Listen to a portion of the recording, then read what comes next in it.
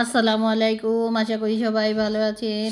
চলুন দেখি আজকে আব্বু সকাল সকাল কি গিফট পেলো। এখানে দেখা যাচ্ছে পাঞ্জাবি। পাঞ্জাবিটা অনেক সুন্দর, আর সাথে আছে পায়জামা। এর সাথে আর কি গিফট পেয়েছে চলুন দেখি। এখানে আছে এই যে ফল, এগুলাও গিফট পেয়েছে পাঞ্জাবির সাথে। এখানে আছে বাঙ্গি। কলাগুলোই হয়ে গেছে, মানে আনতে গিয়ে মোটর সাইকেল এসেছে, এর জন্য খুলে গেছে।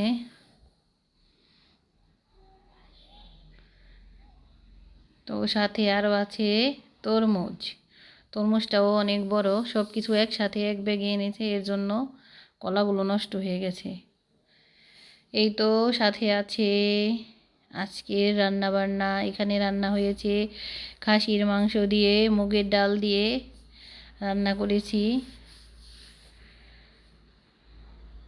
চুলায় বসায় রাখার কারণে একদম শুকিয়ে গেছে। এখানে আছে লাল শাক ভাজি, একদম অল্প করে রান্না করেছি।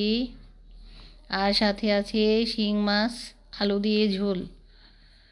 আর এখানে 2 কেজি দুধ জাল করেছি, সন্ধ্যার পরে দই বসাবো।